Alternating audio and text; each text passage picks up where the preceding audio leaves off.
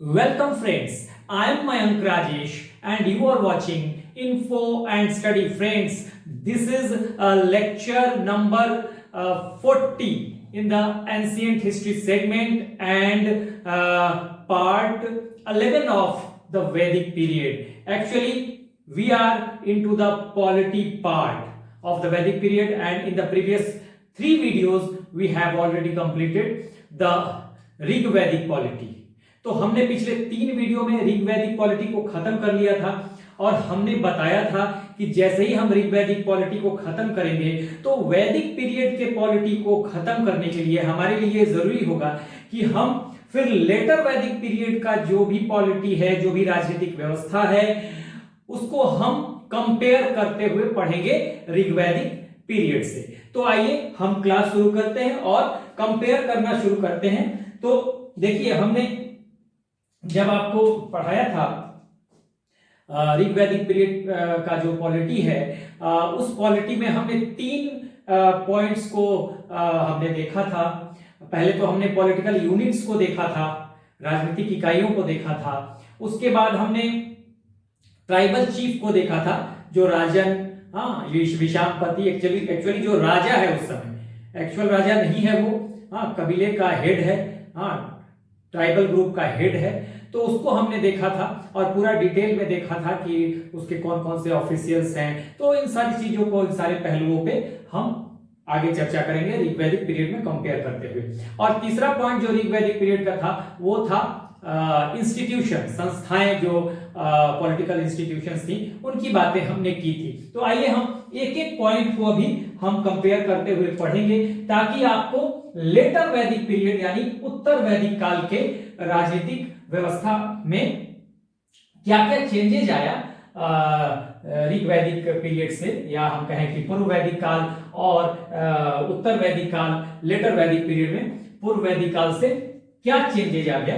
तो ये हम देखने की कोशिश करेंगे और हम 1 बाय 1 डिस्कस करना शुरू करेंगे। तो देखिए, हम जो कंपेयर करना जब शुरू करेंगे तो इधर हम लिख लेते हैं ऋग वैदिक पीरियड, इधर हम लिख लेते हैं ऋग वैदिक पीरियड, ठीक है, और इधर हम लिखते हैं लेटर वैदिक पीरियड, लेटर वैदिक पीरियड, ठीक है। तो इधर जो है हम टाइम पीरियड लिख देते हैं। इधर का टाइम पीरियड क्या है? इधर का टाइम पीरियड है 1500 to 1000 BC, ठीक है। इसे हम पूर्व वैदिक काल भी कह सकते हैं, ठीक है। और ये जो होगा फिर 1000 to 600 BC की हम बात करने वाले हैं। तो देखिए, अब हम क्या करेंगे, एक एक पॉइंट को उठाएंगे। हमने ऋग वैदिक पीरियड में क्या पढ़ा? हमने पॉलिटिकल यूनिट्स को पढ़ा, राजनीतिक इकाइयों को पढ़ा। तो यहां क्या था और फिर यहां पर आके उनमें क्या क्या चेंजेस हो गए, ठीक है। फिर हम उस समय के ट्राइबल चीफ या राजन या राजा को देखेंगे कि राजा उस समय कबीले का मुखिया मात्र हुआ करता था, भूमि नहीं था उसके पास। यहां आके क्या क्या परिवर्तन हो गया, यहां पर उसके साथ कौन कौन से ऑफिशियल्स थे, यहां पे क्या हो गया, ठीक है। तो ये इन सारी चीजों को हम देखेंगे। उसके बाद हम इंस्टीट्यूशंस को, संस्थाओं को, सभा समिति, विदत, गण परिषद, इन सब की स्थिति यहां क्या थी हमने पढ़ा था, अब यहां देखेंगे। तो एक एक पहलू को हम देखते जाएंगे, ठीक है। तो सबसे पहली बात जो हमने देखी थी, देखिएगा, सबसे पहली बात जो हमने देखी कि यहां पर सबसे छोटी इकाई कौन सी थी? सबसे छोटी इकाई हमने कहा था कि गृह या कुल, ठीक है। और इससे बड़ी इकाई कौन सी थी? इससे बड़ी इकाई थी गृह और कुल, या इसको फैमिली भी कहते हैं, गृह, कुला, या हम यहां पर कहेंगे ग्राम, फिर विश्व और फिर जन्म, ठीक है। इस तरह की इकाई की बात हमने की थी। सबसे छोटी इकाई गृह या कुल, उसके बाद उससे बड़ी ग्राम, उससे बड़ी विश्व और सबसे बड़ी जो राजनीतिक इकाई या पॉलिटिकल यूनिट थी वो थी जन। तो इसको हम दूसरे फॉर्मेट में लिख देते हैं, क्योंकि ये यहाँ पे जगह बच जाएगा। ठीक है, तो दूसरे फॉर्मेट में इस तरह से देखिए, मैं समझा देता हूं आपको। ये जो है यहाँ पे सबसे छोटी इकाई मैंने अंदर बना दी। सबसे छोटी इकाई कुल या फैमिली या गृह, ये अंदर वाला। उसके बाहर ये जो हो गया, ये हो गया ग्राम। उसके बाद ये हो गया विश्व, और सबसे बड़ी इकाई हो गई जन। ठीक है, तो मैं एक एक मैंने सबसे छोटी इकाई देखिए, ये है सबसे बड़ी इकाई, तो मैंने इसको लिख दिया जन। ठीक है, उसके बाद उससे छोटी इकाई ये हो गई, तो मैंने इसको क्या लिख दिया, मैंने इसको लिख दिया विश्व। फिर इससे विश्व से छोटी इकाई ये हो गई, तो मैंने क्या लिख दिया इसको, ग्राम। ठीक है, और सबसे छोटी इकाई हो गई ये, आप कुल कह लीजिए या इसे आप कह लीजिए गृह या फैमिली। तो ये देखिए, सबसे बड़ी जन, उससे छोटी विश्व, उससे छोटी ग्राम, और सबसे छोटी यहां पर कुल या गृह। अब यहीं पर सेम व्यवस्था देखिए आएगी। सेम व्यवस्था क्या होगी, हमने जो बताया, देखिए यहां पर अगर हम कहें तो सबसे छोटी मैंने कहा यहां पे कुल था, तो ये तो रहेगा। मैं के से लिख रहा हूं, के या गृह लिख दीजिए, कुला। ठीक है, सबसे छोटा कुला, उससे बड़ी ग्राम, ये यहां तक वही रह जाएगी। फिर उससे बड़ी विश्व, और सबसे बड़ी जो होगी विश्व, और सबसे बड़ी अभी तक जन है। जन क्या है, एक कबीला है। अब यहां पर क्या होगा, सबसे बड़ी जन से भी बड़ी इकाई जनपद हो जाएगी। जनपद, पहला कंपैरिजन देखिए क्या चेंजेज आया। सबसे छोटी कुल, यहां भी कुल है, कोई दिक्कत नहीं है। उससे बड़ी ग्राम, यहां भी ग्राम है। उससे बड़ी विश्व, यहां भी विश्व है। और यहां सबसे बड़ी जन है। जन का मतलब यहां कबीले का ग्रुप हो गया, एक ट्राइबल ग्रुप हो गया। ठीक है, और जन से भी बड़ी यहां पर क्या हो गई इकाई, जनपद। यहां पर यह बदलाव आया, तो फिर मैं इसको मिटा देता हूं। ठीक है, और मिटाकर मैं इसी फॉर्मेट में इसे भी यहां पर लिखता हूं। देखिए हमने लिखा, ये हो गया क्या, ये हो गया कुल या गृह। सबसे छोटी, ऐसे नहीं, सबसे छोटी लेते हैं, ये कुल या गृह। फिर ये कौन सी हो गई, ग्राम। कुल से बड़ी ग्राम, ग्राम से बड़ी विश्व, और विश्व से बड़ी जन, और जन से बड़ी जनपद। ठीक है, देखिए बन गया। अब ये मैंने इसको लिख दिया क्या, ये हो गया, इधर लिखता हूं ताकि हमारे पास स्पेस रहे। ये क्या हो गया, ये हो गया जनपदा। फिर उसके अंदर क्या है, जन। ठीक है, फिर इसके अंदर विश्व, फिर इसके अंदर ग्राम, और फिर इसके अंदर ये हो गई कुल कहें, कुला, गृह, या फिर फैमिली इसको कहेंगे। अब देखिए बिल्कुल क्या अंतर, जन तो यहां तक है, जना यहां तक है, और जना क्या है, जना एक कबीले का ग्रुप है जिसमें कुछ लोग हैं, ट्राइबल ग्रुप है। मैंने पहले भी बताया था जन क्या है, जैसे अलग अलग ट्राइबल ग्रुप है जिसमें आर्यंस भी हैं, नॉन आर्यंस भी हैं। ठीक है, अब आर्यंस में जैसे मैंने बताया था, यदि ध्रुव, अणु, तुर्वस, ठीक है, तो ये आर्यन ग्रुप हो गया। वैसे ही आपको आर्यन के ट्राइबल ग्रुप्स हो गए, भरत। उसके अलावा जो अनार्य हैं यानी नॉन आर्यंस हैं, तो वो कौन से, भलानस, शिवी, विषाणी, तो अलग अलग ट्राइबल ग्रुप हैं। ठीक है, तो सबसे बड़ी अब ट्राइबल ग्रुप हो गई। यहां जन था तो यहां जनपद। क्यों हुआ ऐसा, अब इसको यहां पे समझना है हमको। देखिएगा हुआ क्या कि जनपद, तो जनपद जो है ये क्यों हुआ, किस तरह से हुआ? कई जन मिल गए, जन और जन मिलके, देखिए ये जन है तो कैसे हो गया, यहां पे देखिएगा जन प्लस जन, इन्होंने क्या बना दिया, अब ये बन गए जनपद, जनपद, ठीक है। जना और जना तो जनपदा बन गए, मतलब अब जन मिलने लगे, जन मिले और जनों ने मिलके जनपद बना लिया। और क्यों जनपद नाम क्यों पड़ा, क्योंकि एक जन का पद, पद का मतलब पैर, देखिए कई चीजें जो होती है ना वो हिंदी से क्लियर होती है, ठीक है ना। अब हम फुट बोलेंगे तो उतना क्लियर नहीं होगा, ठीक है ना, या लेग बोलेंगे तो क्लियर नहीं। फुट का मतलब ये पद, हमारा पैर, एक जन के लोगों का जो पद है, यहाँ के जो ट्राइबल चीफ का जो यहाँ पर जो पद था, एक जन जो है और ट्राइबल चीफ है, यहाँ के इस ट्राइबल ग्रुप में जो लोग हैं, इनका पद यानी इनका पांव अब दूसरे जनपद में चला गया तो इसको कहा गया जनपद, ठीक है। जनपद, हमारा पांव जो है, हमारा पद जो है, पद का मतलब पांव, वो चला गया अब दूसरे जनपद में, यानी विस्तार हो गया। अब देखिए क्या होता है, ये विस्तार किस तरह से होता है, देखिएगा। अब ये दो तरह से जनपद बनता है, ये जनपद दो तरह से बनता है। एक तो देखिए, एक तो बनेगा वॉर से, ठीक है,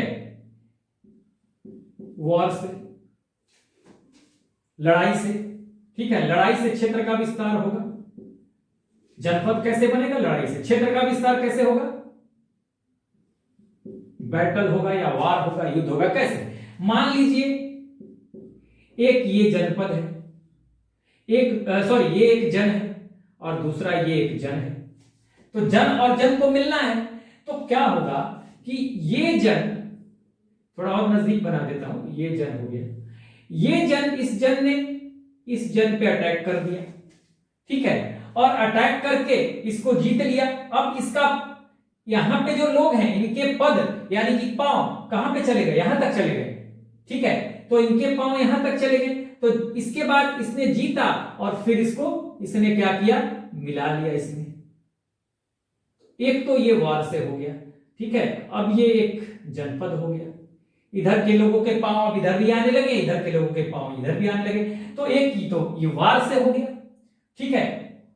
एक जन ने दूसरे जन पे अटैक किया, यानी कि एक कबीले ने दूसरे कबीले पे अटैक किया और उसको जीतकर अपने आप में मिला लिया, तो वार से ये एक विस्तार होगा, ठीक है। जनपद कैसे बनेगा, एक तो वार से बनेगा, दूसरा देखिए आयरन एक्स का इस्तेमाल होगा, यानी कि लोहे की कुल्हाड़ी का इस्तेमाल होगा, प्लस आग का इस्तेमाल होगा, ठीक है। लोहे की कुल्हाड़ी से और आग से कैसे विस्तार होगा, ठीक है, कैसे विस्तार होगा, देखिए ये क्या करेंगे कि अब मान लीजिए कि ये एक जनपद है, ठीक है, और ये कोई क्षेत्र है, ठीक है, ये कोई क्षेत्र है, तो यहां पर इस क्षेत्र में, ये कोई क्षेत्र अगर है, ये क्षेत्र है कोई, तो इस क्षेत्र में बहुत सारे जंगल वंगल है, हाँ, तो जंगलों को क्या किया जाएगा, आपको मैंने बताया था कि उत्तर वैदिक काल आते आते आयरन का इस्तेमाल शुरू हो जाएगा, हालांकि बहुत व्यापक पैमाने पे नहीं होगा, हाँ, व्यापक पैमाने पर 600 बीसी के आसपास व्यापक पैमाने पे होने लगेगा, लार्ज स्केल पे, लेकिन यहां पे शुरू तो हो गया है, ठीक है। तो देखिए क्या होगा कि यहां पर एक तो आयरन की कुल्हाड़ी से ये जंगलों को साफ किया गया, ये जंगल है, इनको साफ किया गया और फिर आग भी जलाया गया, आग से भी इनको जला दिया गया, ठीक है। तो जब आग से जलाया गया और लोहे की कुल्हाड़ी से आयरन एक्स से साफ किया गया, तो ये साफ करके फिर जो ये क्षेत्र है, मान लीजिए फॉरेस्ट है इधर का, तो इस पूरे क्षेत्र को ऐसे मिला लिया गया। तो दो तरह से विस्तार हुआ, एक तो विस्तार मतलब जन का विस्तार जनपद में हुआ, कैसे हुआ भाई, तो एक तो वॉर के थ्रू हुआ, एक जन ने दूसरे जन पे अटैक किया और उसके क्षेत्र को, उसके एरिया को अपने एरिया में मिला लिया, तो जनपद बन गया, ठीक है। दूसरा तरीका, एक जनपद ने क्या देखा कि कुछ फॉरेस्ट है, जंगल वाला एरिया है, हाँ, उस रीजन में उसने क्या किया, आयरन की कुल्हाड़ी से, हाँ यानी लोहे की कुल्हाड़ी से उन जगहों को साफ किया और आग से भी उसको साफ करने की कोशिश की गई, जरूरत पड़ी तो आग भी जलाया गया और साफ करके और पूरे क्षेत्र को मिला लिया गया। ठीक है, तो ये भी जनपद हो गया, जन ने जनपद बना लिया। ठीक है, तो इस तरह से अब जन, जो ऋग वैदिक पीरियड में जन सबसे बड़ी इकाई है, लेटर वैदिक पीरियड में जनपद सबसे बड़ी एक राजनीतिक इकाई बन के आ जाएगी। ठीक है, अब इसके बारे में एक कहानी भी है, गौतम राहुगण और विदेह माधव की, मैंने बताया था। ठीक है, मैंने क्या बताया था कि देखिए इसके बारे में एक कहानी ये थी कि ये मान लीजिए कि इसके बारे में ये मैंने एक मैप बना लिया छोटा सा,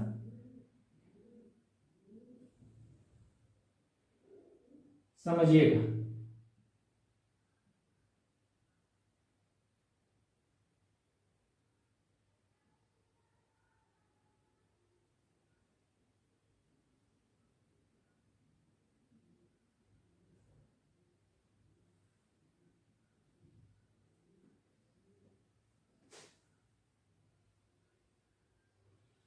देखिए मोटा मोटी मैंने एक मैप बनाया। अब देखिए क्या बताया था मैंने कि विदेह शतपथ ब्राह्मण में एक कहानी मिलती है इसके बारे में कि शतपथ फायर के बारे में, आग का इस्तेमाल कैसे हुआ, इसके बारे में एक कहानी बताया था मैंने, शतपथ ब्राह्मण। शतपथ ब्राह्मण की एक कहानी है, शतपथ ब्राह्मण। ठीक है, शतपथ ब्राह्मण की एक कहानी है। तो उसमें क्या है कि दो व्यक्ति हैं, विदेह माधव और गौतम राहुगण, और विदेह माधव जो है इनके मुंह से वैश्वानर अग्नि निकलती है।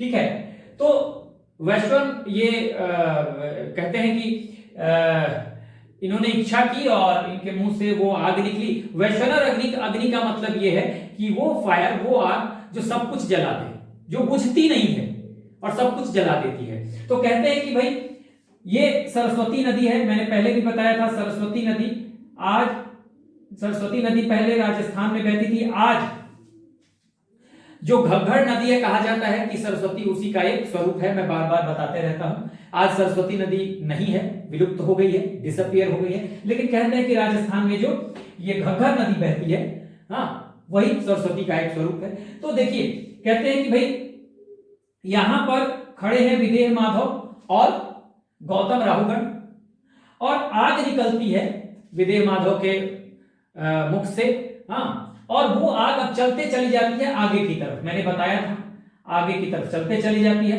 और ये आग यहां पर आकर आगे यहां पर बिहार में गंडक नदी, हाँ गंडक नदी के पास, वैसे तो बुझती नहीं है लेकिन चूंकि गंडक नदी है यहां पर, पानी में आके ये आग बुझ जाती है।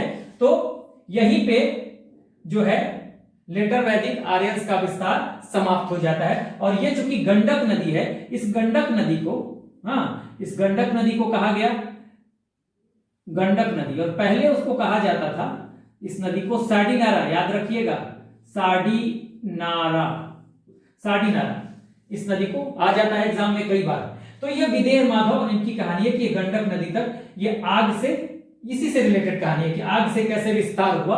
तो उस समय जब ये आग निकलती है तो ये सरस्वती नदी के पास हैं दोनों, विदेह माधव और गौतम राहुगण, लेकिन आग निकलने के बाद ये पीछे पीछे चलते हैं और यहां तक गंडक यानी साड़ी नदी तक ये विस्तार होता है, और यहाँ पानी में आके फिर ये आग बुझ जाएगी। मैंने पहले भी बताया है जब विस्तार एक्सपेंशन पढ़ा रहा था, एक्सपेंशन वाले पार्ट में दो पार्ट में एक्सपेंशन है, एक्सपेंशन पार्ट 1 और एक्सपेंशन पार्ट 2, तो दोनों में मैंने काफी कुछ डिटेल बताया हुआ है, उसमें ये कहानी भी बताई हुई है। तो अब जाएंगे, तो कई बार एग्जाम में आ जाता है कि गौतम राहुगण और विदेह माधव की कहानी की चर्चा कहाँ, रेफरेंस कहाँ मिलता है, ठीक है, तो शतपथ ब्राह्मण में मिलता है, ठीक है। तो ये यहाँ पर समाप्त हो और यहीं पे विदेह राज्य की स्थापना हो जाएगी, ठीक है। तभी तो कहते हैं, देखिए मगध और अंग यहाँ पर है, ठीक है, मगध और अंग। तो आप आगे चल के पढ़ेंगे कि मगध और अंग तक आर्यन ट्रेडिशन का इंफ्लुएंस नहीं पड़ता है। हाँ, इनको एक तो दूरस्थ प्रदेश भी कहा गया, एक दूसरे से दूर है, और धुर प्रदेश भी कहा गया, एक दूसरे के ये घोर दुश्मन थे, बड़े दुश्मन थे इसलिए इनको, और इनको चूंकि ये कर्म कांड, ये मतलब कर्म कांडों पे ज्यादा ये ध्यान देते थे जो आर्यंस थे।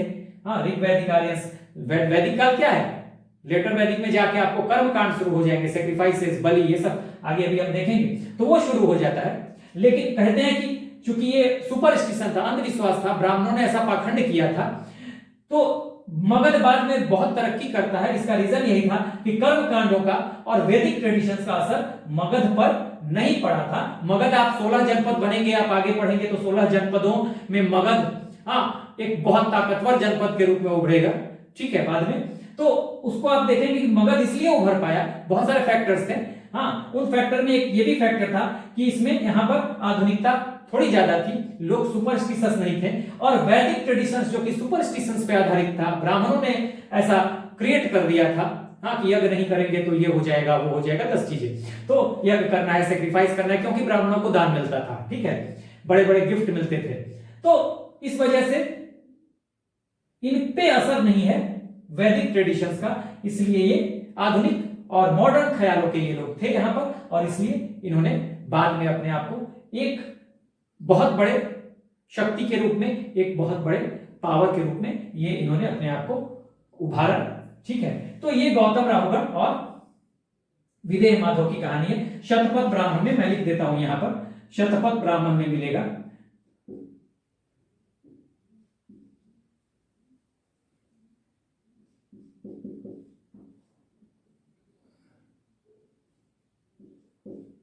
विदेह माधव, कहीं कहीं विदेथ माधव भी मिलेगा, विदेथ PH, ठीक है, प्लस गौतम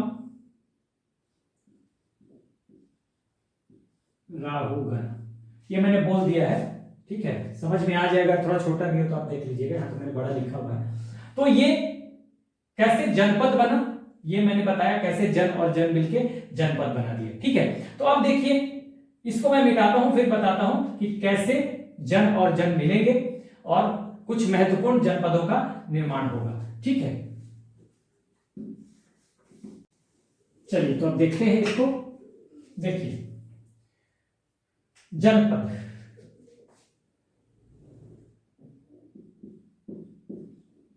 जनपदा, ये जन, यहां जनपदा, बाद में हम एक फाइनल भी बना लेंगे, यहां जन होगा तो यहां जनपद होगा, ऐसे करके छोटे छोटे शब्दों में एक एक दो शब्द लिख के और डिफरेंशिएट कर देंगे लास्ट में। अभी यहां समझाना है इसलिए हमें डिटेल समझाना पड़ रहा है। तो देखिए, ये जनपद, अब यहां पर देखिए, अगर हम जनपद की बात करें तो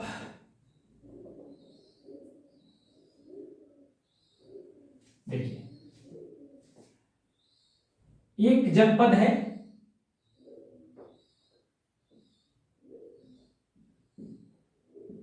पुरु और दूसरा है भरत, ये मिल गए, और पुरु और भरत मिलके इन्होंने बना लिया कुरु। कुरु का मतलब ये कुरुक्षेत्र वाला, दिल्ली हरियाणा का जो आज का क्षेत्र है, कुरुक्षेत्र वाला पार्ट मैंने पहले भी बताया था, अभी मैं बताऊंगा, ठीक है। उसके अलावा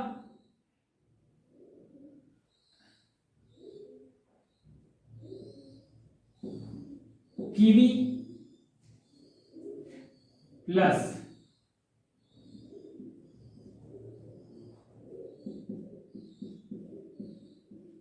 तुर्वस, तो इन्होंने बनाया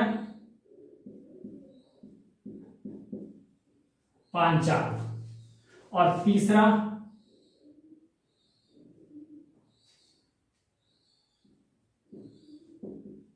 सीवी प्लस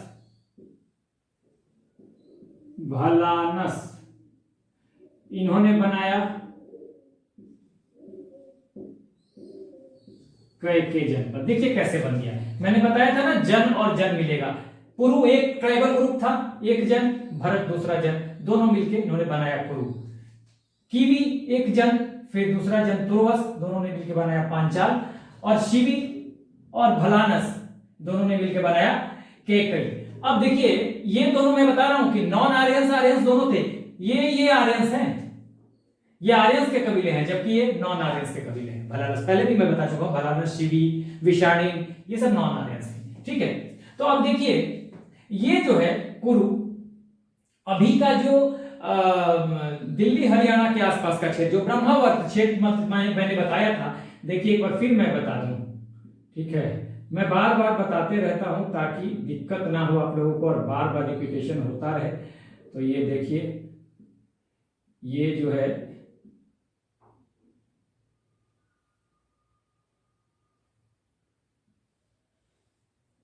ये एक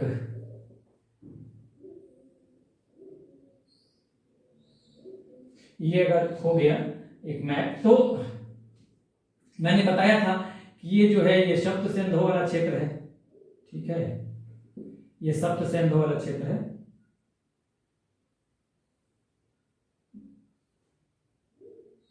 सप्त सिंधु क्षेत्र में कौन कौन सी नदियां आती हैं? इंडस, झेलम, चेनाब, इंडस, झेलम, चेनाब, रावी, व्यास, सतलज, और उसके अलावा सरस्वती का क्षेत्र भी आता है तो सप्त सिंधु प्रदेश में। तो देखिए यही है इंडस का क्षेत्र, ये पूरा इसी के बीच में पूरा नहीं बता रहा हूं मैं, पहले बता चुका हूं।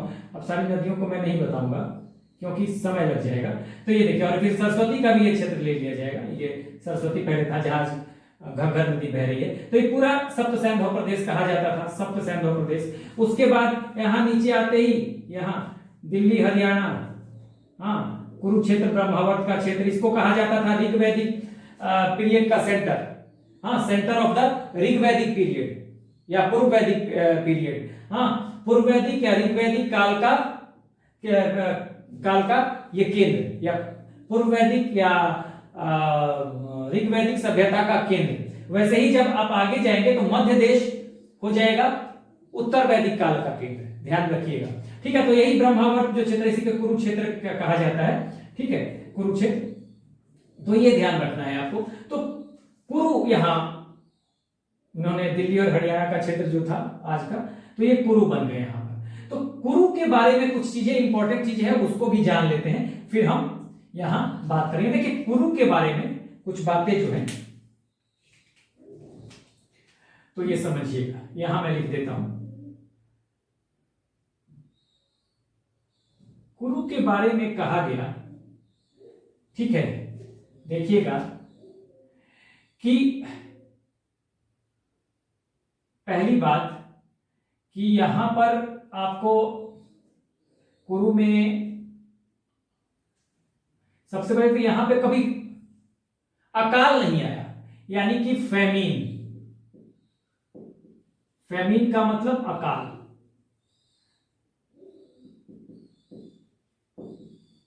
फैमीन नहीं आया कभी। क्रॉस का मतलब नहीं आया, सिंबोलिज्म को, सिंबल्स को समझिएगा। ठीक है, बहुत ज्यादा लैंग्वेज लिखने से वीडियो लंबी हो जाएगी, वैसे भी ये वीडियो लंबी होनी है। ठीक है, फैमीन नहीं आया था कभी यहां पर। और दूसरा, लोकस्ट अटैक, अटैक का मतलब टिड्डियों का कभी हमला नहीं हुआ था। लोकस्ट का मतलब होता है टिड्डी, तो टिड्डियों का हमला नहीं हुआ था और फैमीन कभी नहीं आया था। ये कुरु जनपद के बारे में कहा जाता है। तो ये समझ लीजिए कि कितना ये समृद्ध रहा होगा, हाँ, अफ्लुएंट रहा होगा, बहुत ज्यादा समृद्ध रहा होगा कुरु जनपद। तो ये इंपॉर्टेंट बात है कि किसके बारे में, और ये कहा गया है कहां पे, ये कहा गया है, देखिए, और ये दोनों बातें जो कही गई है ना, ये कहा गया छांदोग्य उपनिषद में। ये लिख लीजिएगा आप, ये जो बात कही गई है ये है, यहां पर मैं लिख देता हूं,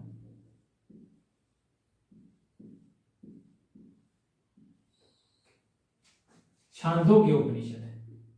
ठीक है, यहां में थोड़ा जगह कम है तो मैं यहां लिखता हूं। देखिए ये कहा गया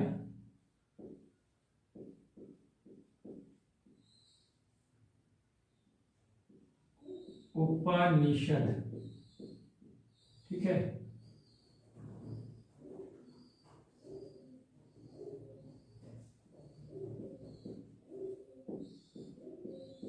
छांदोग्य उपनिषद में ये कहा गया। तो ये आप ध्यान रखिएगा कहाँ कहाँ ये चर्चा है, छांदोग्य उपनिषद में कहा गया है कि कुरु जनपद में, हाँ, इन द कुरु जनपदा, हाँ, famine never took place and locusts never attacked. टिड्डियों का हमला नहीं हुआ, अकाल नहीं आया, बहुत समृद्धता की निशानी है। ठीक है, एक तो ये बात हो गई। अब यहाँ पे कुछ इंपॉर्टेंट राजा हैं तो उनको भी जान लीजिए कुरु जनपद के। तो कौन कौन से हैं भाई, देखिए, प्रांतिक,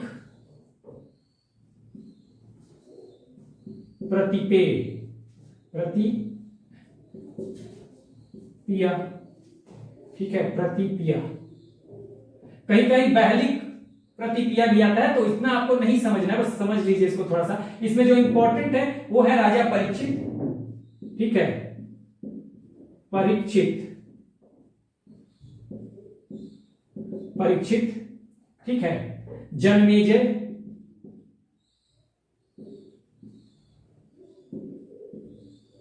और लास्ट राजा थे नीचक्षु।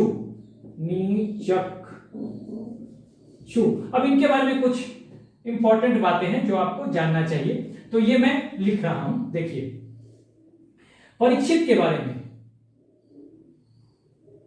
ठीक है, अथर्ववेद में चर्चा मिलती है। कहां पे?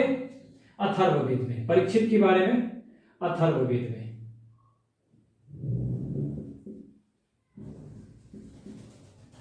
अथर्ववेद में चर्चा मिलती है। क्या चर्चा मिलती है? कहा जाता है कि Parikshit was the god of Mrityuloka. Parikshit को मृत्युलोक का देवता बताया गया है, यहां पे नोट कर लीजिएगा अथर्ववेद में, ठीक है। अब इसमें देखिए, कुरु का जनपद का,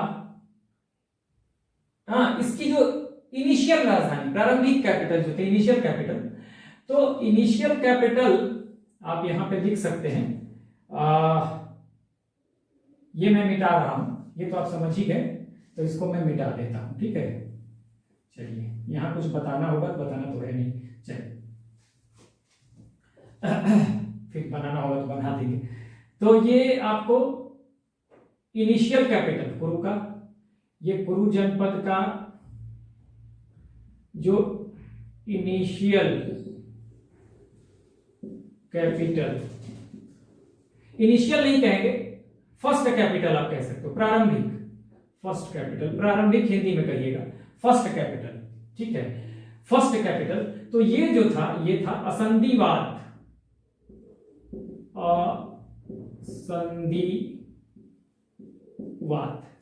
असंधिवाद, फर्स्ट कैपिटल कहां था? असंधिवाद, ध्यान रखिएगा। परीक्षित के समय यह हस्तिनापुर था कैपिटल। ये कैपिटल जो है राजा परीक्षित के समय, ये कैपिटल हो गया हस्तिनापुर, ठीक है, ध्यान रखिएगा। और कहा जाता है कि जब बाढ़ आ गया एक बार हस्तिनापुर में, हाँ, और हस्तिनापुर डूब गया, तो इस सबसे आखिरी राजा जो था नीचक्षु, तो ये ले आया था कहां पे कैपिटल? ये कैपिटल कर दिया था इसने कौशाम्बी, कौशाम्बी, ठीक है, ध्यान रखिएगा, कैपिटल इसने कहां कर दिया? कौशाम्बी, ठीक है। फर्स्ट कैपिटल, ध्यान रखिए, फर्स्ट कैपिटल या प्रारंभिक कैपिटल इसका यहां पर है असंधिवाद, ठीक है। राजा परीक्षित, जिनका अथर्ववेद में चर्चा मिलता है, जिनकी चर्चा अथर्ववेद में मिलती है, और इसमें इनको मृत्युलोक का देवता बताया गया है, गॉड ऑफ द मृत्युलोका। इनके समय हस्तिनापुर कैपिटल है, ठीक है, ध्यान रखिएगा। और जब ये नीचक्षु होते हैं तो इनके समय कौशाम्बी जो है वो कैपिटल है, इसको आप नोट कर लीजिएगा, ठीक है। यहां तक बात हो गई। तो हमने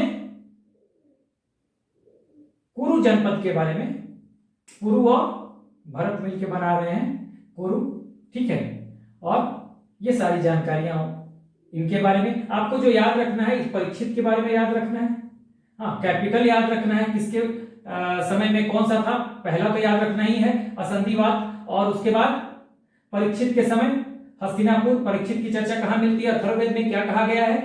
मृत्युलोक का देवता यानी गॉड ऑफ मृत्युलोक का। और जब निचक्षु बनता है शासक तो निचक्षु कौशाम्बी ले आता है कैपिटल। और इसका रीजन अगर पूछे तो आप कह सकते हैं कि हस्तिनापुर में बाढ़ आ गया और हस्तिनापुर डूब गया, जिसके बाद इसको कौशाम्बी में कैपिटल बनाना पड़ा। तो ये पूरा पूर्व जनपद के बारे में हमने इंफॉर्मेशन दिया। आगे बढ़ते हैं पांचाल के बारे में। इसे मैं मिटा देता हूं क्योंकि स्पेस कम है तो मिटाना पड़ेगा, बड़ा बड़ा लिख रहा हूं मैं। तो चलिए अब पांचाल के बारे में हम देख लेते हैं। अगर पांचाल के बारे में देखें तो आज जहां पर बदायूं और फर्रुखाबाद, बरेली जहां पे हैं आज के समय में, मॉडर्न टाइम में, वहीं पे पांचाल हुआ करता था कभी। तो मैं यहां पे लिख देता हूं, कहां पे?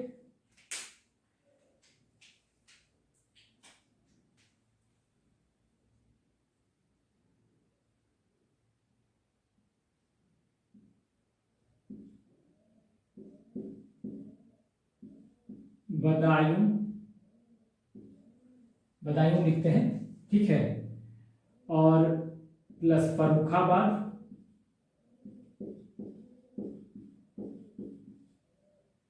एंड बरेली प्लस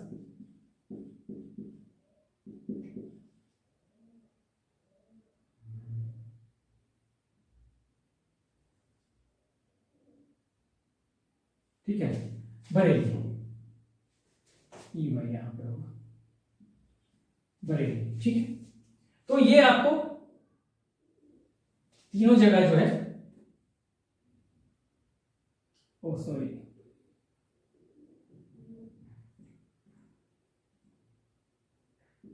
ये बरेली, ठीक है। तो बरेली हो गया, तीन जगह। आज जो यहाँ पे बदायूं, फर्रुखाबाद और बरेली है, यानी कि पूरा सभी यूपी में है, उत्तर प्रदेश में, वहीं पे पांचाल हुआ करता था। और यहाँ के जो इंपॉर्टेंट जो राजा थे वो हैं प्रवाहन जयविली, ठीक है, प्रवाहन जयविली।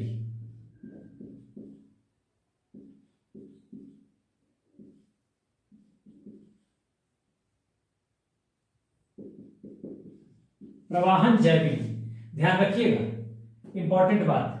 कीवी और तुर्वस मिलके बनाते हैं कौन सा? कि जन, एक जन कीवी यानी एक कबीला कीवी, दूसरा कबीला, दूसरा जन तुर्वस, दोनों मिलके, दोनों जनों ने मिलके बनाया कौन सा जनपद? ये जनपद बनाया पांचाल, ठीक है। और ये पांचाल कहां पे था?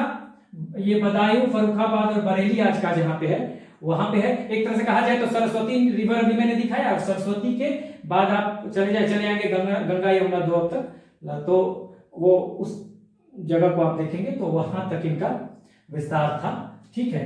तो प्रवाहन जावेली को आपको याद रखना है। उसके बाद देखिए यहां पर एक है शिवी और भलानस, ये दोनों नॉन आर्यन ट्राइबल ग्रुप हैं, ठीक है ना, अनार्य हैं। तो इन्होंने कैकी बनाया, ठीक है। और इनका लोकेशन जो था ये नियर ब्यास,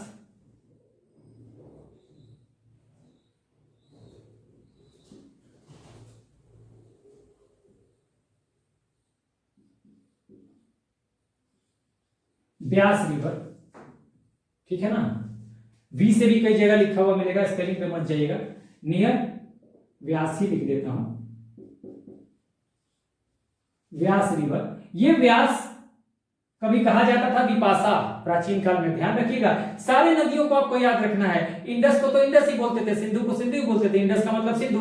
उसके बाद झेलम, झेलम को बोलते थे वितास्ता। उसके बाद चेनाब, चेनाब को बोलते थे अस्कनी। उसके बाद चेनाब के बाद रावी, रावी को बोलते थे परोशनी। बैटल ऑफ 10 किंग मैंने बताया था, हाँ, 10 राजन युद्ध परोशनी नदी के किनारे हुआ। सुदास और 5 आर्यंस की एक टीम थी उनके बीच, जिसमें सुदास विजयी हुए थे, भरत कबीले के थे वो, हाँ, तो वो मैंने बताया था। उसके बाद आपको व्यास के बाद सरस्वती, शत्रुधि, तो ये सब नाम आपको याद रखना है। गंडक अभी मैंने बताया, साडीनारा प्राचीन नाम, बहुत इंपॉर्टेंट है, कई बार आ जाता है, कई बार मिलान करने के लिए आ जाएगा, सुमेलित करने के लिए, मैच करने के लिए, ठीक है। तो नियर व्यास ये था, ठीक है। इसका पुराना नाम व्यास का विपाशा, ध्यान रखिएगा। अब यहाँ पे जो राजा थे, जो यहाँ पे राजा है वो थे अश्वपति, ध्यान रखिएगा, अश्वपति, ठीक है। और ये फिलोसोफर थे, दार्शनिक थे, फिलोसोफर, ये एक दार्शनिक थे। तो ये हमने कैसे कैसे जनपद बना, हमने कुरु को देख लिया, ठीक है। ये जनपद कैसे बना हमने सारा बताया आपको, कुरु देखा, कुरु कैसे बना, पांचाल कैसे बना, कैकेयी कैसे बना, तो इनको हमने डिटेल में पढ़ लिया। तो अब हम आगे बढ़ेंगे और दूसरे पॉइंट पे आएंगे। हमने जन को समझ लिया, दूसरे पॉइंट पे आते हैं। चलिए, तो हमने अभी देखा कि यहां सबसे बड़ी पॉलिटिकल यूनिट जो ऋग्वैदिक पीरियड या अर्ली वैदिक पीरियड या पूर्व वैदिक काल में जो जन थी, सबसे बड़ी पॉलिटिकल यूनिट या सबसे बड़ी राजनीतिक इकाई, वो जन अब यहां आके बदलाव क्या हुआ, जनपद हो गया। सबसे बड़ी राजनीतिक इकाई जनपद हो गई, हाँ। और यहां पर बाकी वही रहे, नीचे से अगर हम देखें तो सबसे छोटी यूनिट कुल गृह या फैमिली, उसके ऊपर ग्राम, उसके ऊपर विश्व, फिर जन, और सबसे बड़ी यहां पर आके यहां पर जन, और वो जन जन मिलकर यहां पर उन्होंने जनपद बना लिया। तो एक बात और इंपॉर्टेंट है जो मैं शायद यहां लिख नहीं पाया, जैसे छांदोग्य उपनिषद में कुरु जनपद के बारे में दिया था कि कहा गया था कि लोकस्ट नेवर अटैक देयर, हाँ, and a famine never took place there, वहां पर कभी अकाल नहीं आया, टिड्डियों का आक्रमण नहीं हुआ। वैसे ही छांदोग्य उपनिषद में ही कैकेयी जनपद के बारे में भी कहा गया, जो कि व्यास नदी के किनारे, ठीक है। मैंने वी से लिखा है, बी से भी व्यास होता है, ठीक है ना, तो अंतर मत कीजिएगा, वो नाम में चलता है, ठीक है ना।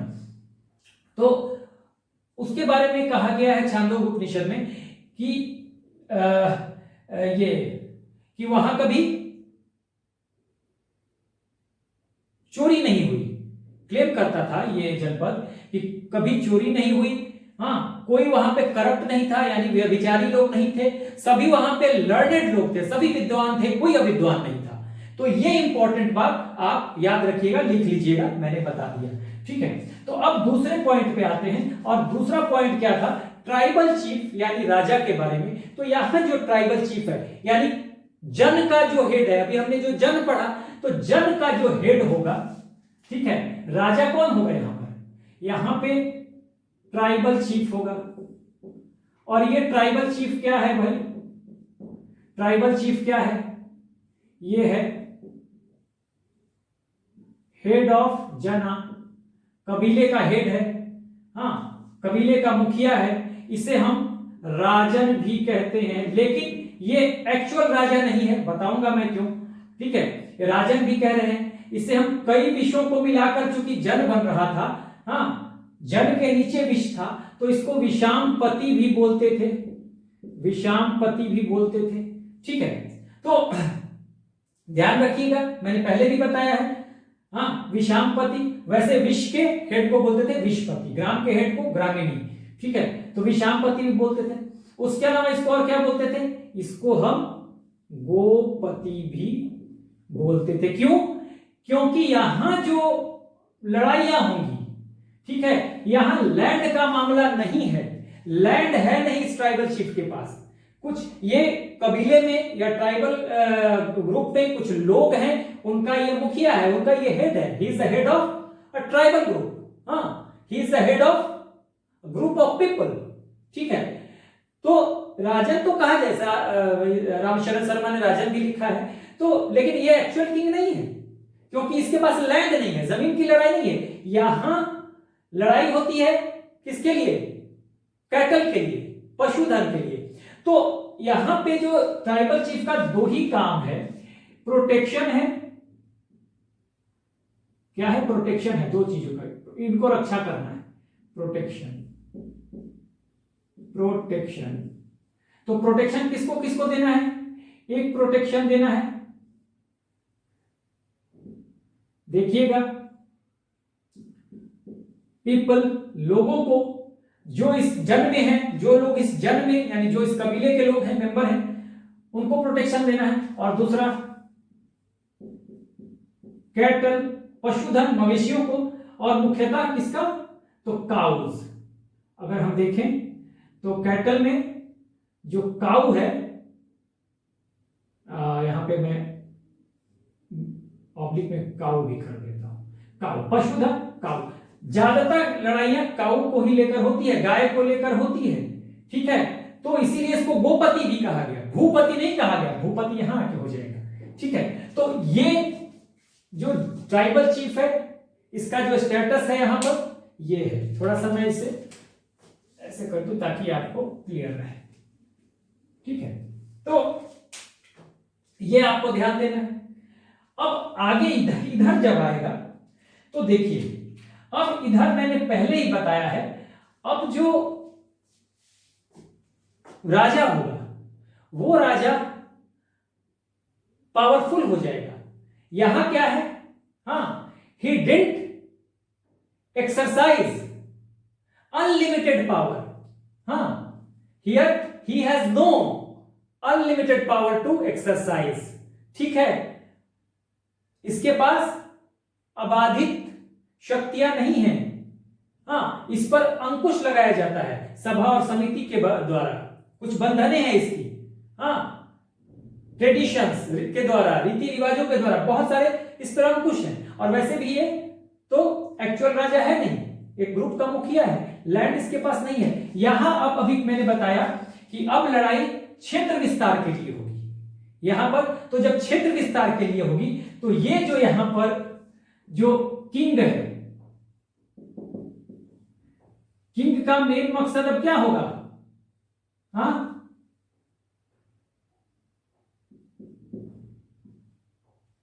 टेरिटरी।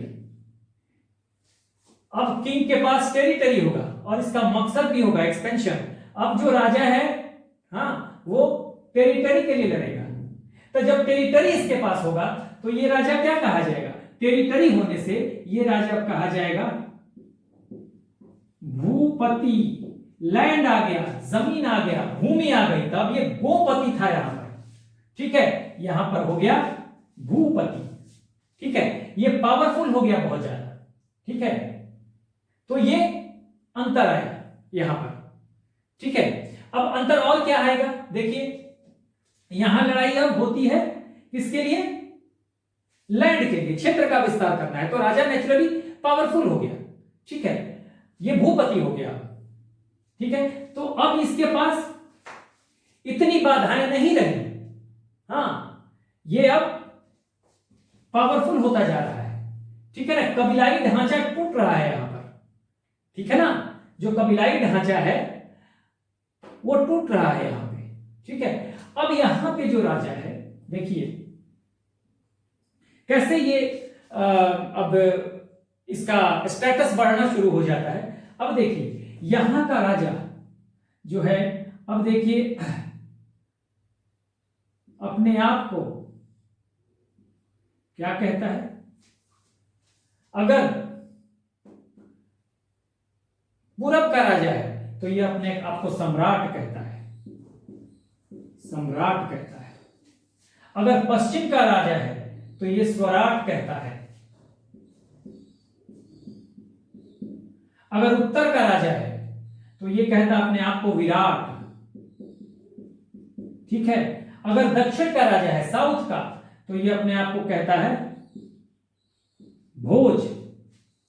और सेंट्रल इंडिया का राजा है तो ये अपने आप को राजा ही कहता है, ठीक है, ये राजा ही होगा, किंग ही होगा। अगर इस चारों दिशाओं को जीत लेता है, ठीक है ना, चारों दिशाओं को जीत लेता है, तो ये अपने आप को कहता है क्या, ये किंग जो है, अगर ये सब जीत लेता है यहां से, तो ये कहलाता है, यहां पे आप मैं लिख देता हूं, ये कहलाएगा आफ्टर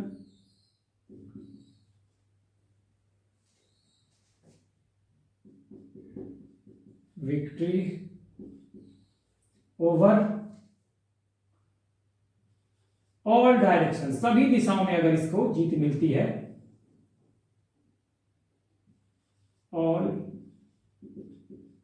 डायरेक्शंस, तो सभी डायरेक्शन में अगर चारों दिशाओं में एक तरह से, इफ आफ्टर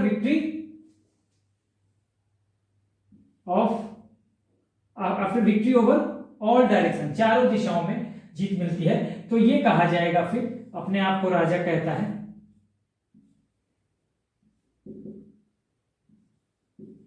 एकराट या सार्वभौम।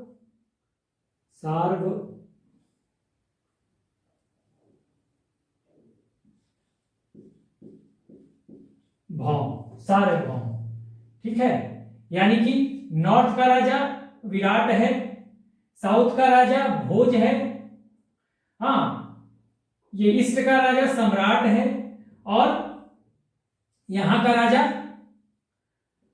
वेस्ट का राजा स्वराट है।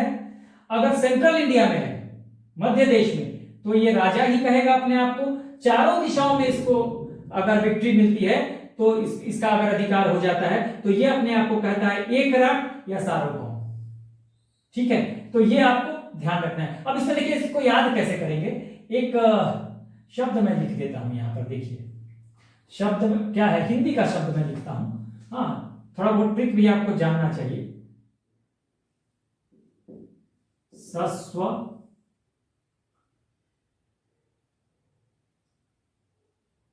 सस्व विभोरा,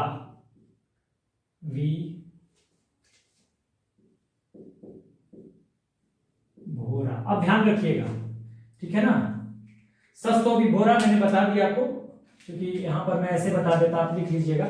ये है स, ईस्ट से शुरू कीजिएगा, ईस्ट वेस्ट, हाँ, नॉर्थ साउथ, यहां पर लिख दीजिए ईस्ट वेस्ट। इसके लिए देखिए, ये जो है ईस्ट, इसके लिए वेस्ट, इसके लिए नॉर्थ, और इसके लिए साउथ, और ये सेंट्रल इंडिया के लिए। तो स से सम्राट, स्व से स्वराट, ठीक है, वी से विराट, और भो से भोज। ये देखिए कैसे रखिएगा, ईस्ट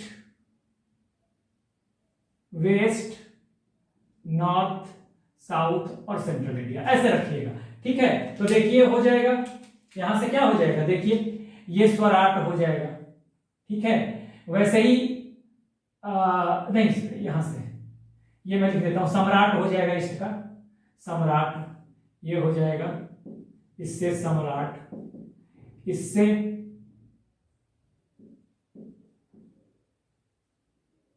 स्वराट, ठीक है, इससे नॉर्थ इंडिया विराट, ठीक है, इससे भोज, और इससे राजा ही रहेगा सेंट्रल इंडिया का।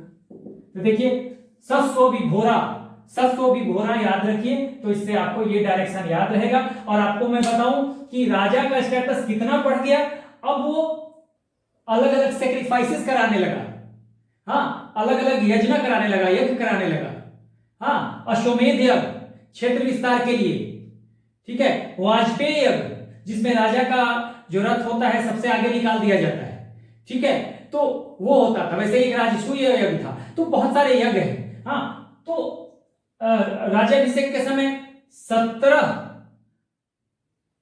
टाइप के जल से राजा को स्नान कराया जाएगा। तो राजा को स्पेशल फील कराने की कोशिश की जा रही है, राजा खुद भी अपने आप को स्पेशल फील करने की कोशिश कर रहा है, सोच रहा है कि वो बहुत पावरफुल हो गया, ठीक है, क्योंकि उसके पास अब लैंड आ गया। तो ये जो बड़ी बात थी, ये हमने राजा के बारे में जाना। अब राजा के बारे में और भी पॉइंट है उनके ऑफिशियल्स के बारे में, तो वो अब हम देखते हैं। इसको मिटाता हूं,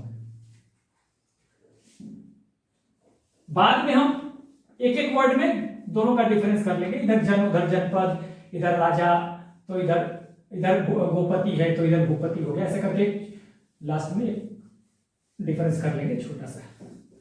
देखिए कौन कौन से ऑफिशियल्स आ गए, इधर चेंज हो जाएगा, बहुत बड़ा चेंज होगा। ऑफिशियल्स जो यहां ट्राइबल चीफ के, या यहां जो ट्राइबल चीफ है, ट्राइबल चीफ जिसे हम कह रहे हैं गोपति विषामपति, एक ही वर्ड में लिख रहा हूं, तो इसके जो ऑफिशियल्स हैं, ठीक है, अभी हम राजा की चर्चा कर रहे हैं, उसमें तीसरा पॉइंट है। पहला हमने जन समझा, दूसरा राजा के बारे में देखा, राजा के तीसरा ऑफिशियल्स के बारे में हम बात कर रहे हैं, ठीक है, ट्राइबल चीफ के ऑफिशियल्स के बारे में। तो यहां पर देखिएगा तीसरे पॉइंट में ऑफिशियल्स में देखिए हमने बताया था कि कुछ ऑफिशियल्स थे इंपॉर्टेंट यहां पे। तो यहां पे थे कौन? प्रीस्ट यानी कि पुरोहित, सेनानी, सेनानी को आप कमांडर ऑफ आर्मी भी बोल सकते हैं, सेनानी। सबसे इंपॉर्टेंट इस समय प्रीस्ट है, ठीक है, सेनानी, ग्रामीणी, ठीक है, दूत और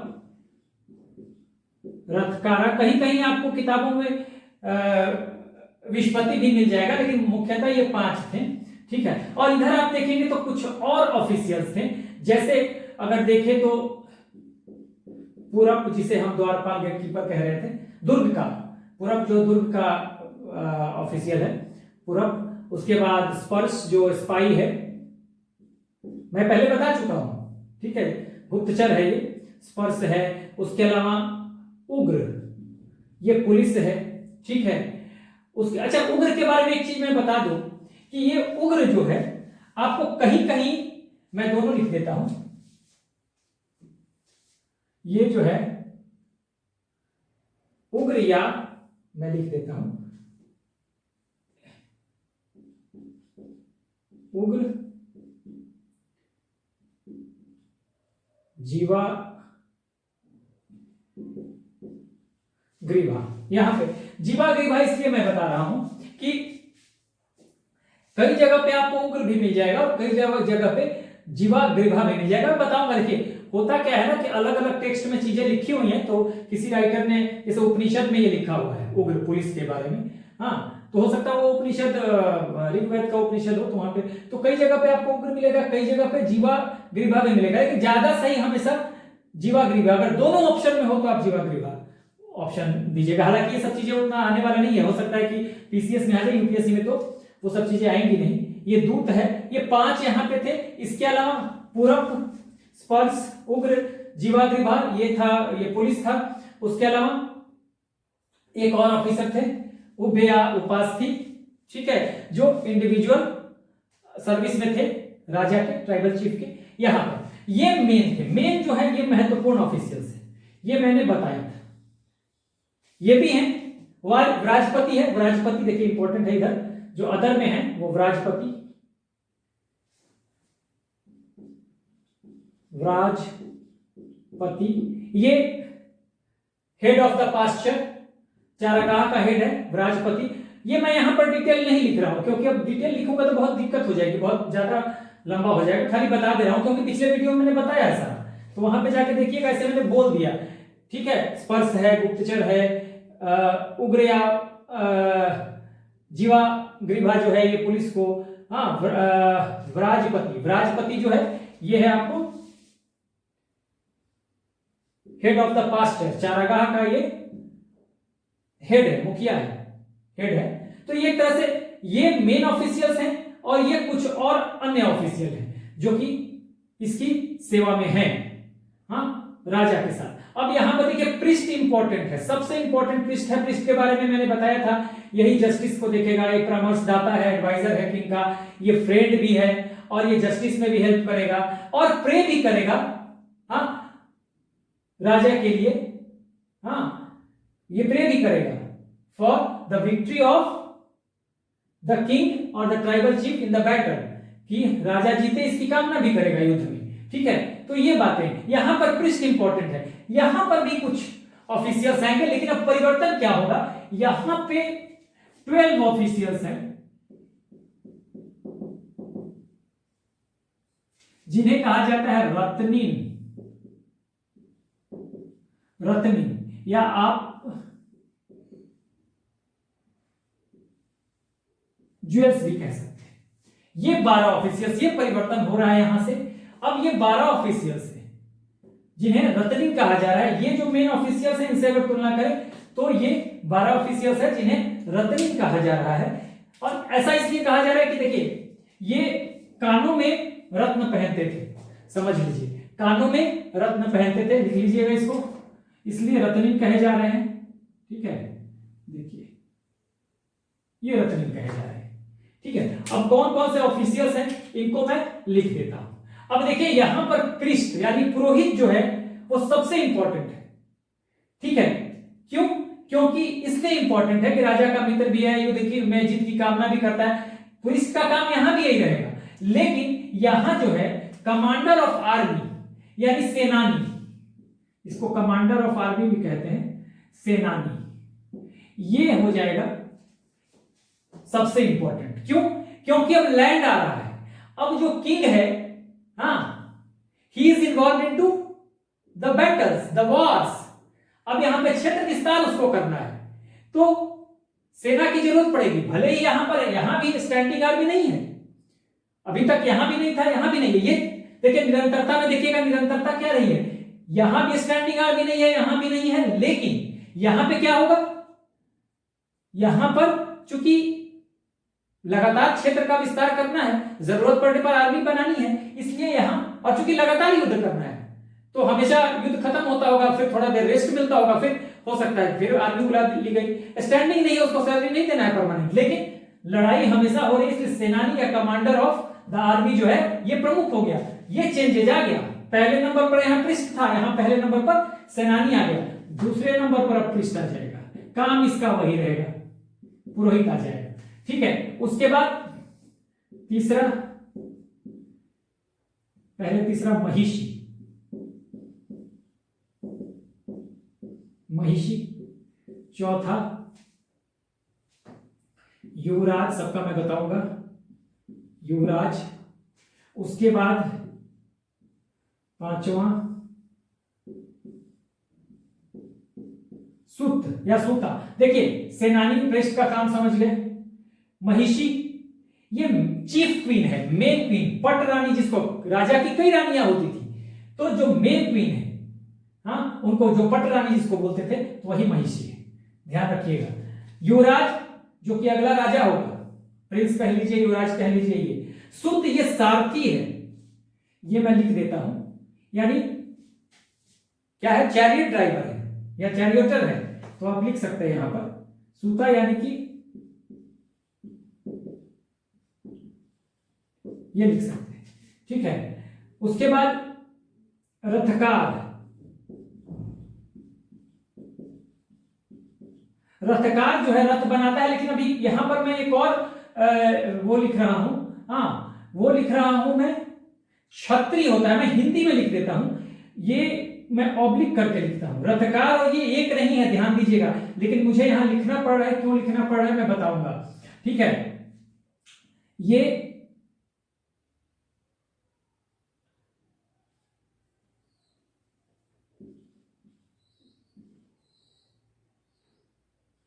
क्षत्रिय और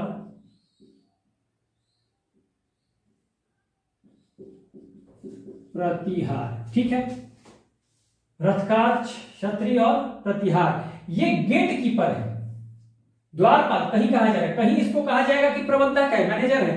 देखिए रथकार तो रथ बनाएगा, मैंने क्यों ये लिखा है, क्योंकि बहुत जगह पर जब रत्निन की चर्चा होगी तो बहुत जगह पे आपको रथकार नहीं मिलेगा, हाँ वहां पे हो सकता है ये मिल जाए। तो देखिए ये कंफ्यूजन है, कुछ टेक्स्ट हैं अलग अलग, तो उनके अनुसार वो कह दिया गया है, तो राइटर्स ने भी जो सुविधा है वो लिख दिया, लेकिन एक दो हैं, कंफर्म जो होगा वो मैं बता दूंगा। रथकार कहीं नहीं भी मिल सकता है, कहीं हो सकता है ये मिल जाए, और कहीं पे सूत ना मिलके दूत भी मिल जाए। ठीक है ना, तो ये ध्यान दीजिएगा, क्योंकि बहुत इसमें अलग अलग जगहों पर एक दो का, जैसे रथकार कहीं नहीं मिले, कहीं सूत नहीं मिले, तो ये ध्यान दीजिएगा। बाकी जो कंफर्म मिलेगा वो मैं बता रहा हूं। छठा हो गया, उसके बाद सातवां, पांचवा हो गया, चौथा महिषी हो गया, युवराज, सेनानी, पृष्ठ, महिषी, युवराज, सुत, ठीक है, और उसके बाद ग्रामिणी, ग्रामिणी हेड ऑफ द ग्राम, लेकिन आप ये मत समझिए कि जितने भी ग्राम है सबका एक कोई ग्रामीणी होगा जो कि इसके ऑफिसर्स में रहेगा, शामिल रहेगा। तो ये हो गया। उसके बाद आपको बड़ी इंपॉर्टेंट है, ये देखिएगा 8वां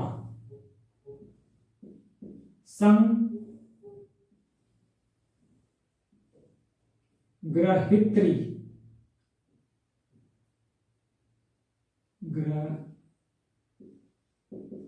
इसके प्रोनाउंसिएशन में अलग अलग भी प्रोनाउंसिएशन आ जाता है, उच्चारण जो है। तो ये जो है संग्रहित्री जो है, ये जो है इसको आप लिख लीजिएगा ट्रेजरर, कोषाध्यक्ष, ठीक है।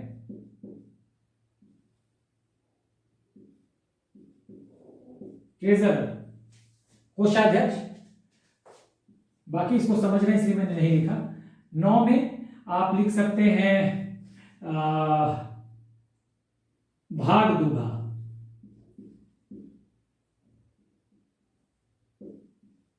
भागदुगा, ये कौन है?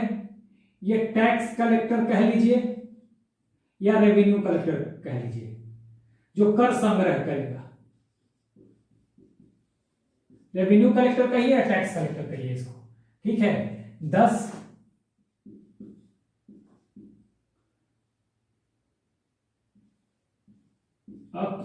अक्षवापा, अक्षवाप हिंदी में, अक्षवापा इंग्लिश में। तो ये क्या करेगा? ये जुआ खेलेगा, राजा के साथ जुआ खेलेगा। हाँ, तो एसोसिएट इन द डाइसिंग, पासे में कह सकते हैं, डाइसिंग में लिख लीजिएगा यहाँ पर, या गैम्बलिंग में, उस समय पासा ही तो गैम्बलिंग था। तो अक्षवापा जो है ये जुआ खेलने में सहयोग करेगा, उनका सहयोगी होगा, किसका? राजा का। और 11 में अगर हम देखें तो पालागल, ये फ्रेंड होगा राजा का, संदेश भी पहुंचाएगा। हाँ, देखिए किताबों में थोड़ा थोड़ा अंतर आपको मिलेगा, लेकिन मोरलेस यही बात कही जाएगी वहां पे, ठीक है ना।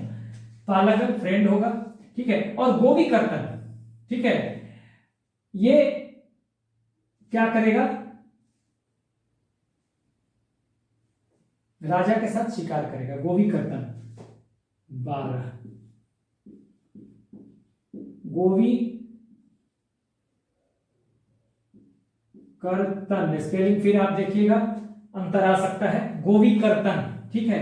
तो ये क्या करेगा? ये शिकार करेगा, यानी हंटिंग में, ठीक है, राजा के साथ। गोवी कर्तन शिकार में साथ रहेगा। तो ये मैं फिर से एक बार आपको बता देता हूं ताकि आप, ये रत्निन है। अंतर क्या हुआ? ये 5 मेन ऑफिशियल्स हैं, उसके अलावा जो अदर ऑफिशियल्स हैं मैं पहले भी डिटेल में बता चुका हूं, पूरब, स्पर्श, ठीक है। स्पर्श तो आपको गुप्तचर है या स्पाई है जिसको कहते हैं। उग्र या जीवा, ग्रीवा, ये जो आपको ऋग्वैदिक पीरियड में ये किंग का ये पुलिस हैं। और विराजपति हेड ऑफ द पास्चर, चारागाह का हेड है। यहां पर बदल जाता है, यहां पे 12 ऑफिशियल्स हैं। हाँ, इंपॉर्टेंट रत्निन कहा जाता है, या आप ज्वेल्स कहते हैं, कह सकते हैं 12 ज्वेल्स, 12 ज्वेल्स आप कह सकते हैं इन्हें, जिसमें सेनानी, अब यहाँ पे पृष्ठ इंपॉर्टेंट था, यहाँ पे सेनानी, क्योंकि अब लगातार राजा जो है युद्धरत है, he is involve into war और बैटल। तो ये सेनानी आपका काम तो यही होगा जो यहाँ है। हाँ, थोड़ा सा ज्यादा काम इसका बढ़ेगा। हाँ, ये ज्यादा इंपॉर्टेंट होगा। अब लैंड आ गया तो लड़ाई होती रहेगी। हाँ, विस्तार के लिए, एक्सपेंशन के लिए, ठीक है। पृष्ठ का भी काम वही रहेगा जो यहाँ है। ये मित्र है, ये है, एडवाइजर भी है। हाँ, and he prayed for the king to win in the or to for the victory in the battle or the war। तो ये पृष्ठ के लिए हो गया। महिषी पटरानी है, ठीक है, नोट करते रहिएगा, आप नोट कर लीजिएगा, जो कि मेन क्वीन है, चीफ क्वीन। युवराज जो आगे राजा बनेगा जाकर। सूता सारथी, चैरियटर, ठीक है। रथकारा जो रथ बनाएगा। और ये मैंने कह दिया, हाँ, क्षत्रिय और प्रतिहारा ये गेटकीपर होगा। तो इसका भी इंपॉर्टेंट है, लेकिन देखिए मैंने ऑब्लिक इसलिए दिया है कि एक ही ऑफिशियल नहीं है। कई बार रथकारा नहीं होगा, ये दे देगा आपको, कई बार ये नहीं। तो 12 रत्निन है, आपको बस इतना याद रखना है कि 12 रत्निन जो है वो इसमें इसके ऑफिशियल्स हैं, जो इंपॉर्टेंट है, जो हमेशा आपको मिलेंगे। ये ये इन दोनों में संभावना है कि हो सकता है ना मिले कोई। हाँ, और ये मिलेगा, ये मिलेगा, ये मिलेगा, ये मिलेगा, ये मिलेगा, ये सारे मिलेंगे। ये दो में शक है, रत्निनों में कहीं आपको लिस्ट में कहीं मिले कहीं ना मिले, लेकिन आपको 12 रत्निनों को याद रखना है। तो ये ऑफिशियल्स का डिफरेंसेस हो गया। ठीक है, अब हम नेक्स्ट पॉइंट देखेंगे। तो हम नेक्स्ट पॉइंट देखते हैं।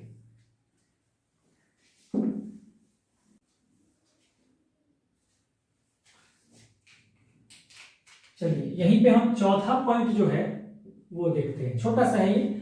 इसमें देखिए जो टैक्स है, तो यहां पे तो राजा का जो टैक्स है मैं लिख रहा हूं ट्राइबल चीफ। ट्राइबल चीफ, तो ट्राइबल चीफ को टैक्स मिलता है क्या? टैक्स जो है ये नहीं है यहां पर, लेकिन टैक्स की जगह पे क्या है? टैक्स एक यहां पे गिफ्ट के रूप में है। ठीक है, और गिफ्ट जो है ये वॉलंटरी है, स्वेच्छा से वॉलंटरीली है। ठीक है, ये जो गिफ्ट है वॉलंटरी गिफ्ट, सीधा मैं लिख देता हूं। टैक्स जो है एक तरह का वॉलंटरी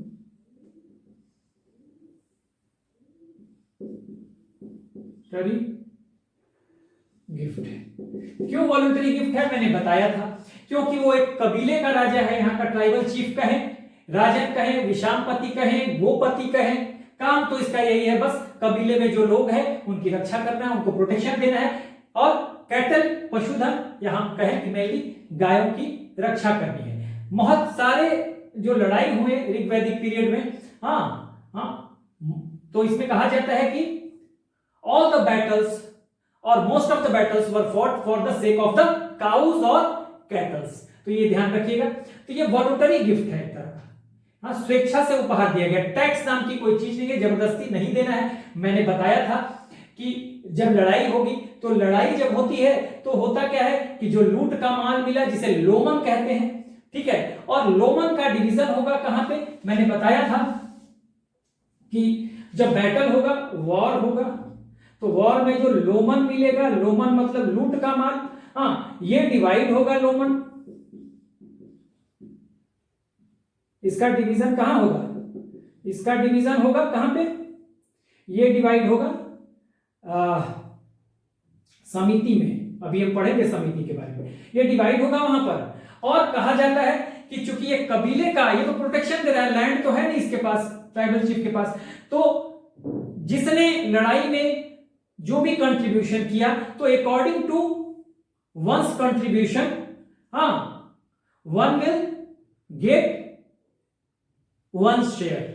ठीक है, अपना अपना हिस्सा मिलेगा, जो भी योगदान होगा, पुरोहित का जो होगा उसको मिलेगा, सेनानी का जो होगा उसको मिलेगा, ठीक है, ग्रामीणी का जो होगा उसको मिलेगा, रथकार का जो होगा उसको मिलेगा, दूत का जो होगा उसको मिलेगा, उसके अलावा जो कॉमन पीपल अगर भागीदारी ले रहे हैं तो उनको मिलेगा, और उसका बंटवारा जो उनको मिलेगा लूट के माल में से, लोमन में से, लोमन कहते थे, मैंने पहले भी बताया, लूट का माल लोमन, ठीक है, लोमन ये है लूट का माल, लूट का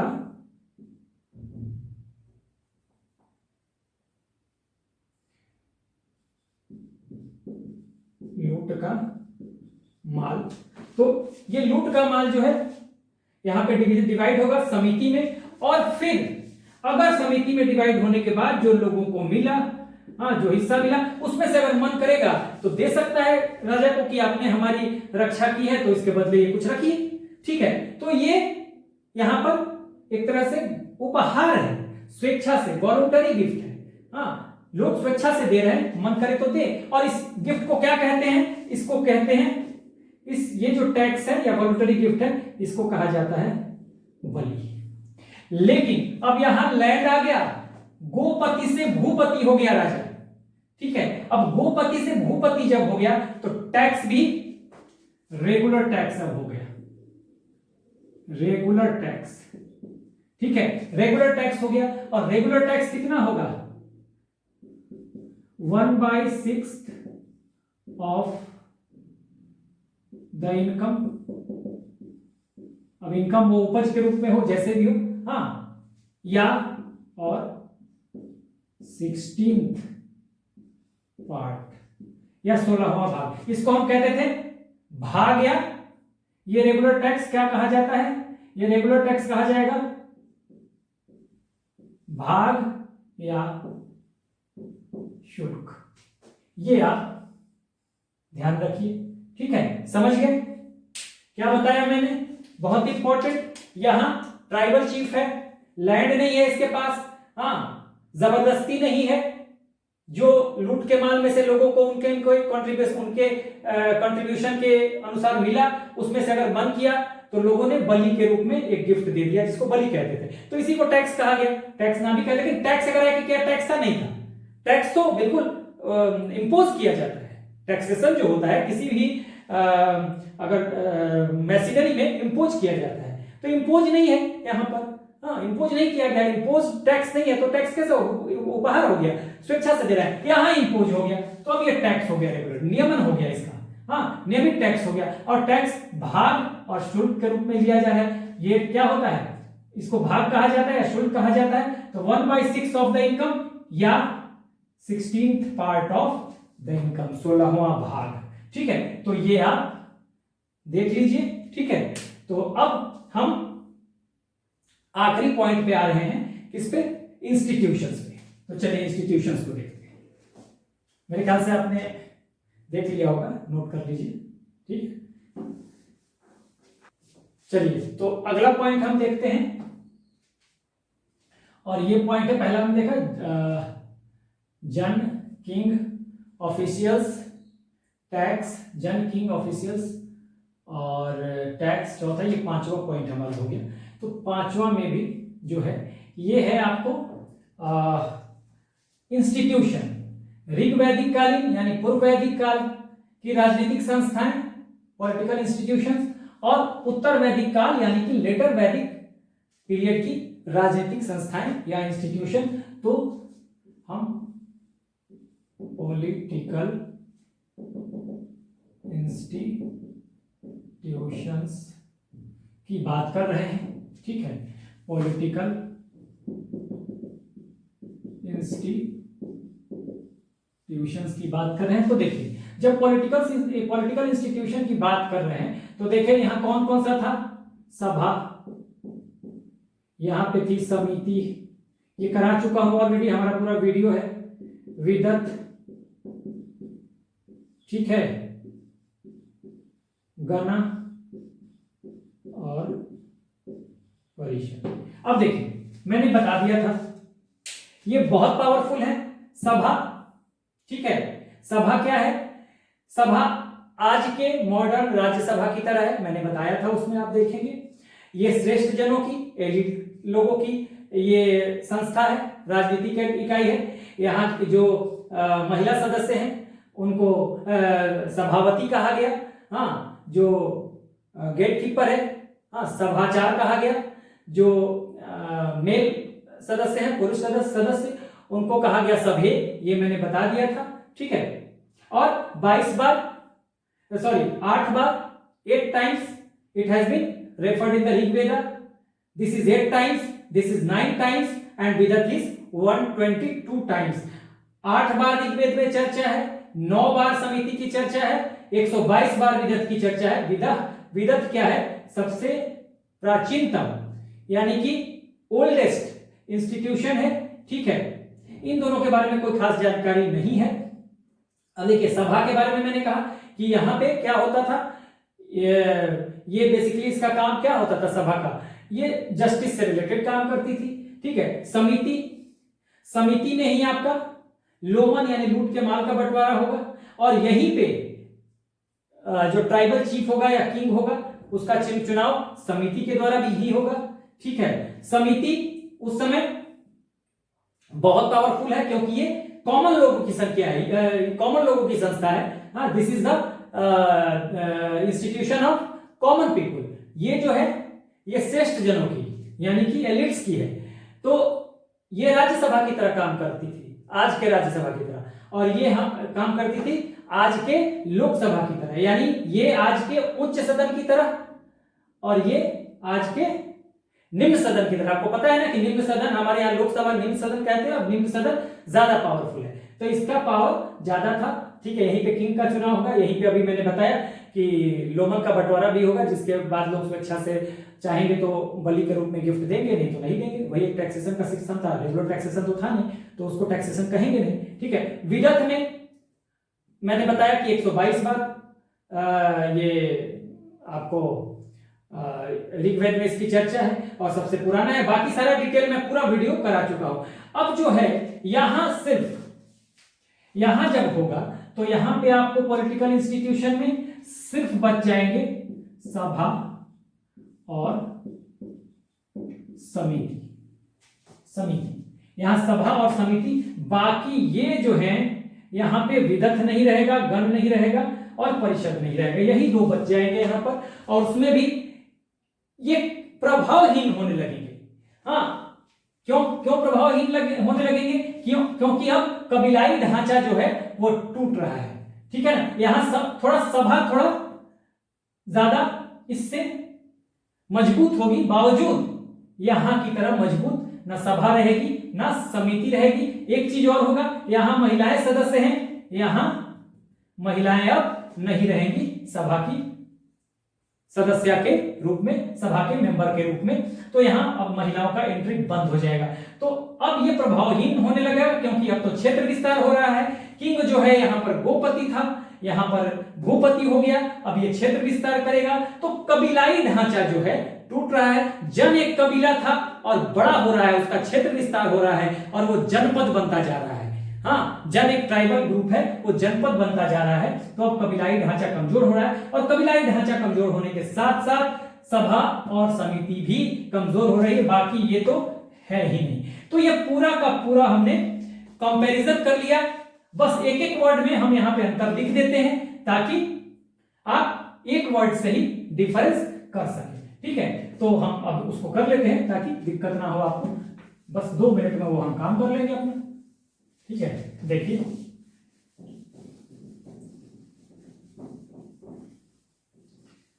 सारा हम पढ़ चुके हैं, बस जल्दी जल्दी यहां कर लेते हैं। देखिए यहां पे मैं लिख देता हूं ऐसे, देखिए सबसे छोटा कुल, फिर कुल से बड़ा, कुल को ही हम कहेंगे गृह भी कहेंगे, और कुल को ही अंग्रेजी में हम फैमिली भी कह देंगे। परिवार, कई परिवारों से मिलकर बनेगा ग्राम को मैं जी लिख रहा हूं। ठीक है, और ग्राम से बड़ा क्या हो जाएगा? कई परिवार मिलेंगे, कई कुल मिलेंगे, ग्राम बन गया, कई ग्राम मिल गए, मैंने अभी बताया है, तो विश्व बन जाएगा, और कई विश्व मिलके जन बना देंगे। ठीक है, मैं पूरा जना यहां लिख देता हूं, क्योंकि यहां जनपद मुझे लिखना पड़ेगा। तो नंबर 1, यहां पे नंबर 1, हाँ सारी चीजें यही रहेंगी कि उसके बाद आपको ग्राम, विश्व, और विश्व के बाद ये जन, और ये सबसे बड़ी इकाई हो गई यहां पे जनपद। डिटेल में बता चुका हूं सबके बारे में, बस एक पॉइंट हमने लिख लिया। दूसरा पॉइंट, किंग यहां पे क्या है? यहां पे गोपति है, बाकी तो विषामपति और ट्राइबल चीफ आप समझ ही रहे। यहां पे क्या हो जा रहा है? King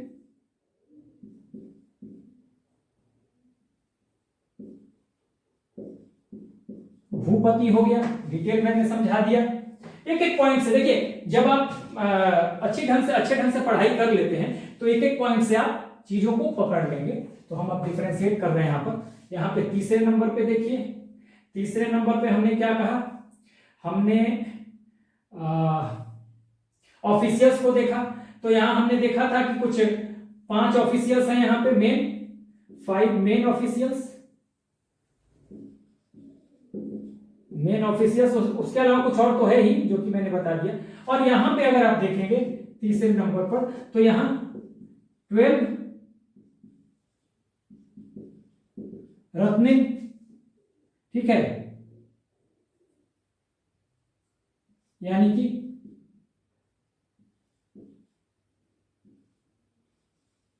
jewels. ठीक है, उसके बाद चौथे नंबर पे देखिए, चौथे नंबर पे टैक्स, नहीं है, लेकिन वॉलंटरी गिफ्ट है और इस गिफ्ट को कहा जा रहा है बलि। मैंने बता दिया। यहां पे चौथा देखिए, 2 टैक्स है, रेगुलर टैक्स हो गया यहां पर,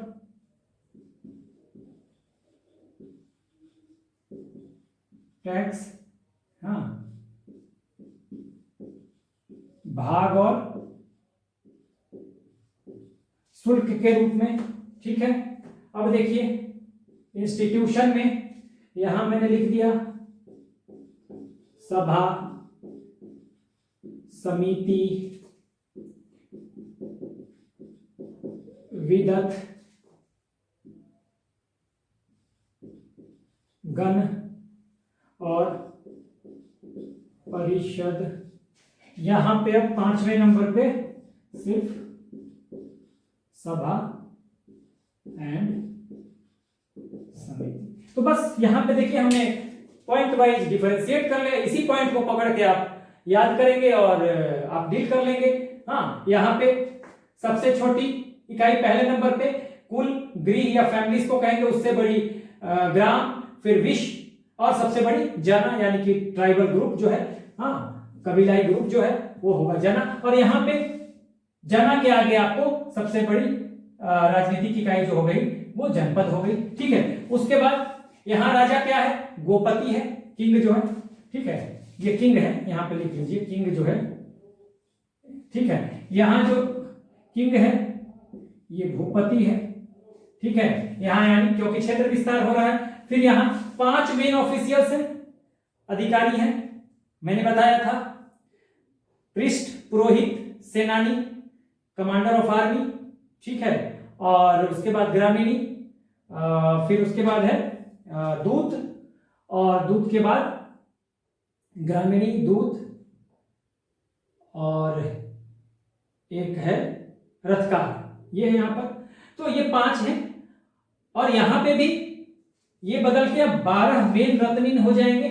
और यहां पे किसका इंपॉर्टेंस है, इंपॉर्टेंस है यहां पे 5 मेन इंपॉर्टेंट ऑफिसर। सबसे इंपॉर्टेंट कौन है, मोस्ट इंपॉर्टेंट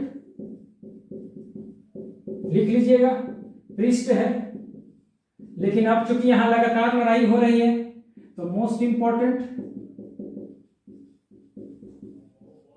कौन हो गया, मोस्ट इंपॉर्टेंट हो गया सेनानी। दूसरे नंबर पर राजकीय पुरोहित आ गया, यानी पृष्ठ आ गया, ठीक है। उसके बाद टैक्स बता दिया, स्वेच्छा से दिया गया गिफ्ट है जिसे बलि कहते हैं। इधर रेगुलर टैक्सेशन हो गया, भाग और शुल्क के रूप में, डिटेल मैंने बता दिया। सभा, समिति, इंस्टीट्यूशन जो है, सभा, समिति, विदत, गण, परिषद, सारा डिटेल हमने पढ़ा, पूरा वीडियो भी देखा इसका। अब सिर्फ यहाँ पर सभा और समिति रह जाएंगी, वो भी इतनी स्ट्रॉन्ग नहीं रह जाएंगी, थोड़ा सा इधर समिति ज्यादा पावरफुल है तो इधर आके थोड़ा सभा पावरफुल हो जाएगी यहाँ पे। हाँ, यहाँ महिलाएं हैं सभा में, यहाँ महिलाएं नहीं रहेंगी, लेकिन ये अब कमजोर होने लगेगी, प्रभावहीन होने लगेगी, क्योंकि कबीलाई ढांचा यहाँ पर टूट रहा है। सो इसके साथ ही हमने खत्म कर लिया the political system of the Vedic period and we have covered all the aspect of the Vedic polity. So this is the end of the video. Do like, share and subscribe. Take care. All the best.